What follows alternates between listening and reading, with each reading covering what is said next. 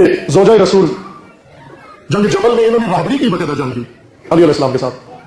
جب جنگ کا خاتمہ ہوا اور اسیر ہو گئے کچھ لوگ اور شکست کھا گئے، تسلیم ہو گئے سب، حضرت نے ان کو عزت و احترام کے ساتھ جمل سے بصرہ سے مدینہ پہنچایا. احترام کے ساتھ حضرت نے ان کو مدینہ پہنچایا. اختلاف اپنی جگہ، خطبہ بھی دیا، ان کے مذمت بھی کی، ان کے عمل کی، بہت کچھ کیا، لیکن بہترامی صحاح ستہ کے حوالے سے 2200 سے زیادہ روایات آپ سے نقل ہوئی ہیں، اور اگر مدعا امام مالک کو بھی ملا لیا جاتا ہے تو تقریباً 4000 احادیث کا خزانہ آپ کی ذات گرامی سے ملت اسلامیہ کو ملا ہے. ملت اسلامیہ کے لیے جو ان کا گراں قدر سرمایہ ہے وہ، اور یقیناً ان کی عزت تکریم اس لیے کہ امہات المومنین ہے، اور پھر حضرت فاطمہ الزہرا کی بھی ہے تو کہیے کہ ماں ہے، اور حسنین کی نانی ہے، تو یقیناً ان کا احترام، ان کی تکریم. جنگ جمل ہوئی، علی بن ابی طالب نے زوج رسول کو 40 سواروں کے ساتھ روانہ کیا.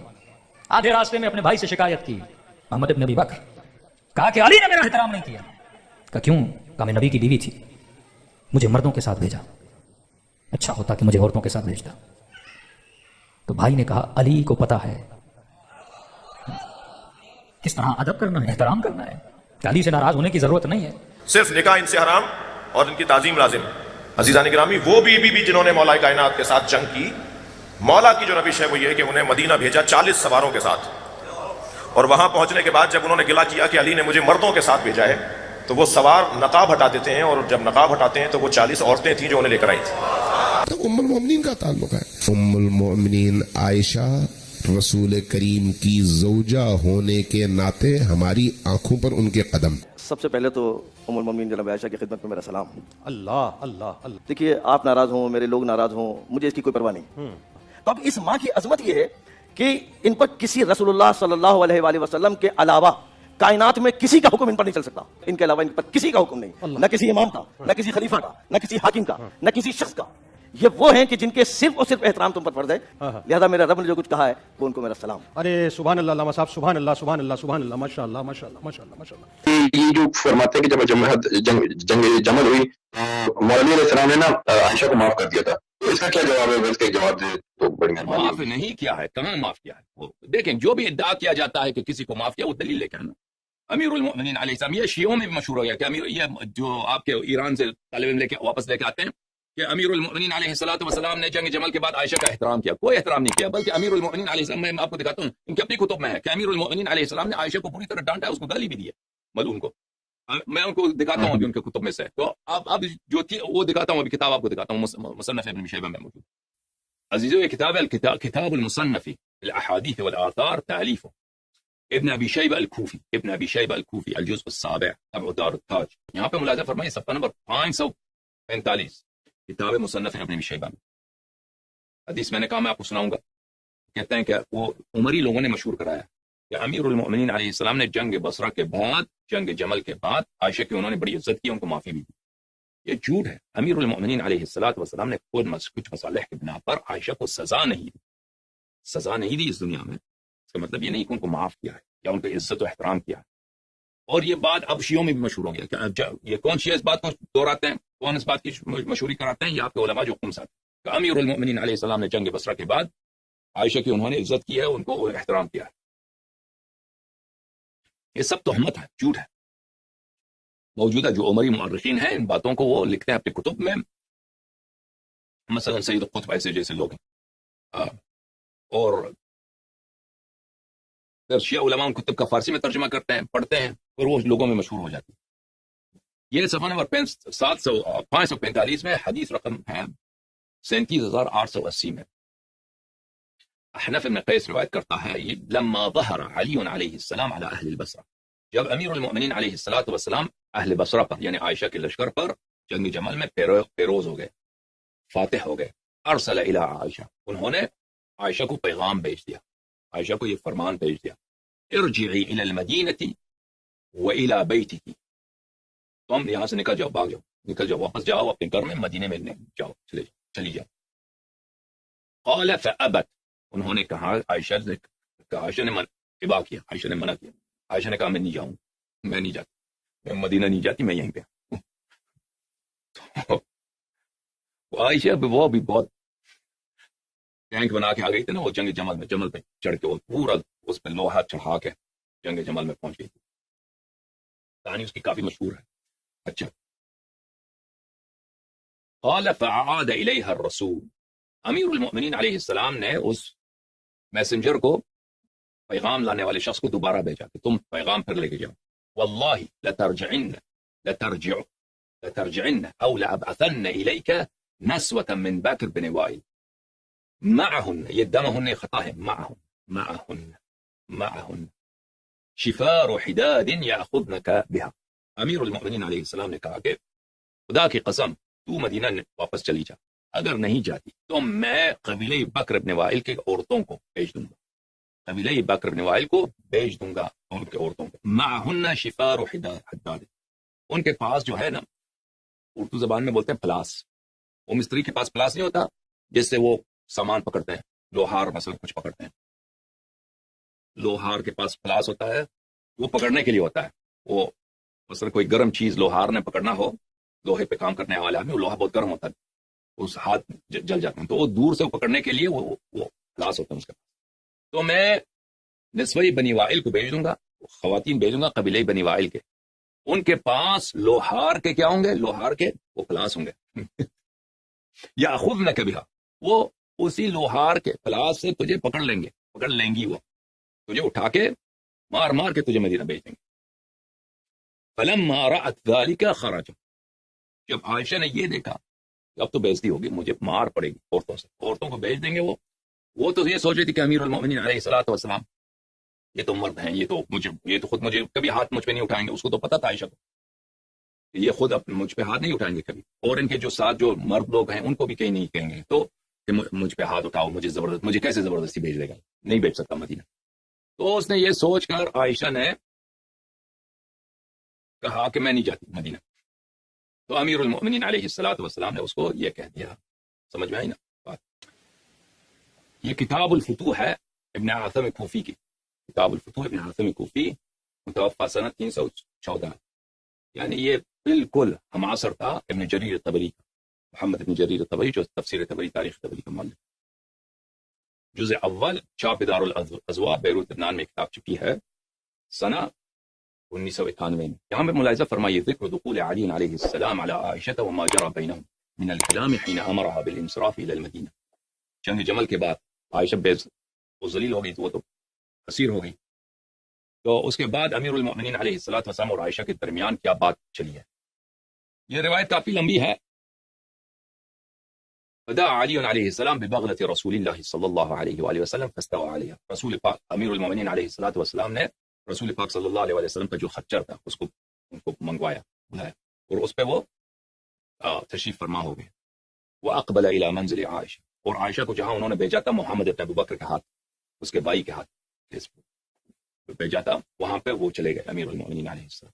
وہاں پہ گئے تو دیکھا فإذا عائشة جالسة وحولها نسوة من نساء أهل البصر وهي تبكي وهن يبكين معها. امیر المؤمنین علیہ الصلوۃ والسلام نے جب وہاں پہ داخل ہو گئے تو دیکھا کہ عائشہ وہاں پہ بیٹھی رو رہی ہے کیونکہ اس کے طلحہ، اس کا چچا زاد بھائی تھا عائشہ کا، طلحہ سے اس کی بہت امید تھی عائشہ کو، اور طلحہ قتل ہو گیا. اس کے بہت سارے اس کے عائشہ کے سپورٹر وہ بہت سب قتل ہو گئے تھے، نابود ہو گیا. عائشہ کا جو لشکر تھا طلحہ وہاں پہ جنگ جمل میں ایسے نابود ہو گیا تھا کہ بالکل قتل عام ہو گئے تھے لوگ عائشہ والے. تو وہ اور بصرہ کے کچھ خواتین بیٹھی وہاں پہ رو رہی ہیں. تو جب ان کی نظر پڑ گئی امیر المؤمنین علیہ الصلوۃ والسلام پر، انہوں نے سب گالی دینا شروع کر دیا. سب عائشہ نے اور ان کے ساتھ لوگوں نے بے احترامی اور گستاخی کرنا شروع کیا. یا قاتل الاحبہ یا مفرق بین الجمیع ایتم اللہ منک بنی کما ایتمت ولد عبد اللہ ابن خلف.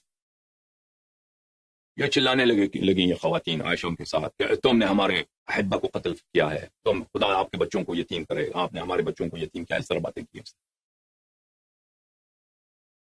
ان میں سے ایک شخص عورت تھی صفیہ بنت الحارث الثقفیہ، وہ ان بولنے والوں میں سے تھی. امیر المؤمنین علیہ السلام نے اس کی طرف دیکھا فعرفہ، اس کو پہچان لیا. اما انی لا الومک ان تبغضینی وقد قتلت جدک فی یوم بدر فقتلت عمک یوم احد وقتلت زوجک الان.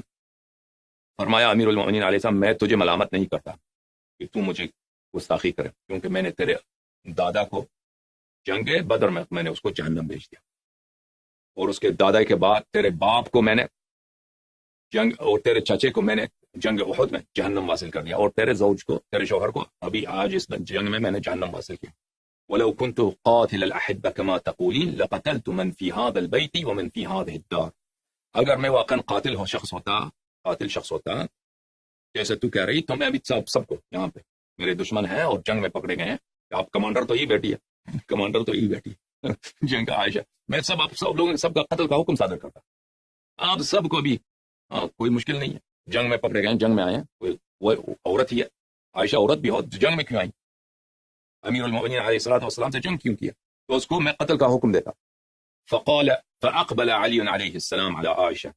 امیر المؤمنین علیہ الصلوۃ والسلام نے عائشہ کی طرف رخ کیا اور فرمایا الا تنحین کلابک هؤلاء عنی. عائشہ سے کہا کہ کیا تو اپنے کتوں کو, ان کتیوں کو, اس کلاب کی اپنی ان کتیوں کو مجھ سے دور نہیں کرتی؟ وہ خواتین وہ گستاخی کر رہی تھی نا امیر المؤمنین علیہ السلام سے کہ تم نے ہمارے شوہروں کو قتل کیا. عائشہ بھی ساتھ وہ گستاخی کر رہی. فرمایا عائشہ سے کہ کیا تم اپنی ان کتیوں کو مجھ سے دور نہیں کر رہی, دور نہیں کرتی؟ اما اننی قد حممت ان افتح باب هذا البيت فاقتل من فيه وباب هذا البيت فاقتل من فيه. وہ جس گھر میں عائشہ بیٹھی ہے نا, وہ عائشہ نے وہ کیا کیا تھا وہاں پہ. اب اس کے جو اس کے ساتھی تھے عائشہ کے جنگ میں جمل میں, جیسے عبداللہ ابن زبیر ہیں, یہ لوگ ان کو چھپائی رکھا تھا اس گھر میں, مختلف قوموں میں ان کو چھپائی رکھا تھا جو جنگ سے فرار ہو گئے. امیر المؤمنین علیہ السلام نے فرمایا کہ تو ان کو منع نہیں کرتی اپنی کتیوں کو؟ ابھی میں حکم دیتا ہوں کہ اس کمرے میں جو شخص تم نے چھپائے رکھے ہیں, اس کمرے میں جو افراد تم نے چھپائے رکھے ہیں جنگ سے مفرور افراد, ان کو سب کو قتل کیا جائے. ولولا حبی للعافیت لاخرجتهم الساعة فضربت اعناقهم صبرا. اگر میں واقعا میں عافیت نہیں چاہتا, میں امن و امان نہیں چاہتا, میری خواہش نہ ہوتی اور میرے کرم اور بزرگی اور مہربانی مجھ میں نہ ہوتی, میں ابھی حکم دیتا کہ ان کو کمروں سے نکالا جائے. تم نے ان کو چھپائے رکھا ہے, ان سب کو یہاں سے نکالا جائے, ان کا گردن مارا جائے. جب یہ فرمایا تو فسکتت عائشہ, عائشہ ساکت ہو گئی. عائشہ وہی چلانے والی تھی نا, وہ بدتمیزی کر رہی تھی. وسکتت نسوة النسوة ولم تنطق واحدة منهن. سب خاموش ہو گئے, سب خاموش. ان کو ڈر لگ گیا کہ واقعا ہمارے جو عزیز یہاں پہ چھپے ہوئے ہیں جنگ سے فراری لوگ, ان کو عائشہ لے کے آئی تھی نا مکے سے اور مدینے سے, لوگوں کو بلایا تھا, مختلف قبائل سے بلایا تھا کہ ہم جا کے وہاں پہ قبضہ کریں گے, عراق پر اپنی حکومت بنائیں گے. اچھا, ثم اقبل علی علیہ السلام علی عائشہ فجعل یوبخها ويقول. امیر المؤمنین علیہ السلام پلٹ کے عائشہ کی طرف اور عائشہ کو ڈانٹنے لگے, توبیخ کرنے. توبیخ یعنی کیا؟ ڈانٹنا, مذمت کرنا. مذمت کرتے ہوئے انہوں نے یہ فرمایا امرک اللہ ان تقری فی بیتک. خدا نے تمہیں حکم دیا, قرآن کی آیت ہے, وقرن فی بیوتکن, کہ تو اپنے گھر میں رہے. تجھے خدا کے قرآن سے کوئی شرم نہیں ہے؟ تجھے خدا کے قرآن سے شرم نہیں ہے؟ وتحتجبی بسترک ولا تبرجی. قرآن نے حکم دیا کہ تم پردے سے رہو, گھر میں رہو اور مردوں کے ساتھ باہر نہ نکلو. تم قرآن کی آیت بھول گئی. فعصیتہ وخفت الدماء. تم نے قرآن کی معصیت کی اور تم خون میں ڈوب گئی. تم نہ صرف تم نے خون بہایا لوگوں کا, بلکہ تم خون میں تم ڈوب گئی ہو. تقاتلینی ظالمہ وتحرضین علی الناس. تم ایک ظالم کے طور پر, ایک مجرم کے طور پر مجھ سے لڑتی ہو, مجھ سے جنگ کرتی ہو اور لوگوں کو فتوے دیتی ہو کہ تم پہ واجب ہے, آ جاؤ علی سے قتال کرو, لڑو.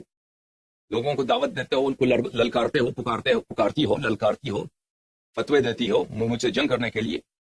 وبما شرفك الله وشرف آبائك من قبلك وسماك أم المؤمنين وضرب عليك الحجاب قومي الآن فرحلي واختفي في الموضع الذي خلفك فيه رسول الله صلى الله عليه وآله إلى أن يأتيك فيه أجلك. ثم قام علي عليه السلام فخرج من عنده. فرمایا کہ اللہ نے تجھے یہ شرف دیا ہے کہ تجھے نبی کریم صلی اللہ علیہ وسلم کا زوجہ بنایا, اور تیرے آبا کو جو سب مشرک مر گئے ہیں, ان کو بھی یہ شرف ملا کہ چلے ہم ان کے گھر کی ایک بیٹی رسول پاک صلی اللہ علیہ وسلم کی زوجہ بنی, اور خداوند متعال نے تجھے ام المؤمنین کا لقب دیا ہے قرآن میں. ام المؤمنین سے مراد یہ ہے, کیا ہے ام المؤمنین سے مراد یہ ہے کہ ان سے نکاح کرنا حرام ہے.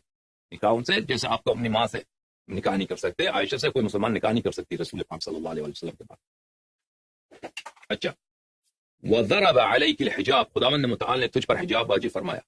اچھا, قومی الان, ابھی اٹھ جاؤ یہاں سے, فرحلی, چلی جاؤ, واختفی, اور گم ہو جاؤ اس مکان پر جہاں پہ رسول پاک صلی اللہ علیہ وسلم نے تجھے تجھے چھوڑ دیا تھا وہاں پر جہاں پہ رسول پاک صلی اللہ علیہ وسلم نے تجھے ترک کیا تھا، وہاں پہ تم جا کے وہاں کھو جاؤ اس وقت تک کہ تجھے تیری موت نہ آئے. اس کے بعد امیر المؤمنین علیہ الصلوۃ والسلام وہاں سے نکل آئے، وہاں سے عائشہ کے پاس سے نکل آئے. تو یہ جو کہتے ہیں امیر المؤمنین علیہ السلام نے احترام کیا، یہ سب جھوٹ ہے. تو ادھر جو پاکستان کے شیعہ علماء ہیں نا، کافی مطلب علامہ شہنشاہ نقوی صاحب ہیں، آغا جوان نقوی صاحب ہیں، امین شہیدی صاحب ہیں. ان کو کیا آتا ہے بھائی؟ ان کو کیا آتا ہے؟ ان کا کنسیپٹ ان کو چھوڑو. شیعہ مولوی جو ہے نا، شیعہ مولوی سب سے عائشہ کی زندگی بچی ہے شیعہ مولویوں کی وجہ سے. ابو بکر عمر کا دین بچا ہے شیعہ مولویوں کی وجہ سے. اللہ جانتا ہے آپ کے مولوی دفاع نہیں کر سکتے. آپ کے مولوی جو آپ کے اپنے مذہب کے جو مولوی ہیں، بڑے سے بڑا جو عالم ہے حیات کبار العلماء جو سعودی عرب میں ہے یا الازہر ہے، وہ دفاع نہیں کر سکتے. آپ کو بچایا ہے، آپ کے مذہب کو، ابو بکر و عمر کو، عائشہ کو، معاویہ کو، ان کو اگر بچایا ہے شیعہ مولویوں نے بچایا اپنی جہالت کی وجہ سے اور اپنے دین کو نہ جاننے کی وجہ سے. یہ جس دن اپنے دین کو سیکھیں گے نا شیعہ مولوی، اپنے دین کا دفاع کرنا سیکھیں گے، اپنے عقائد سیکھیں گے، تو اس وقت پھر آپ یعنی دنیا میں اہل بیت علیہ الصلوۃ والسلام کا مذہب پوری دنیا پہ چھا جائے گی. تو اسی لیے میں کہتا ہوں کہ سب سے بڑا غدار جو ہے اس مذہب کا کون ہے؟ نہ ہمارا سب سے بڑا دشمن نہ اسرائیل ہے، نہ امریکہ ہے، کچھ یہ جاہل شیعہ مولوی مراجع سے لے کر طالب علموں تک، یہ ان کی جہالت کی وجہ سے، اہل بیت علیہ السلام کے راستے سے دوری کی وجہ سے. تو یہ وجہ یہ ہے. سمجھ میں آئی نا بات آپ؟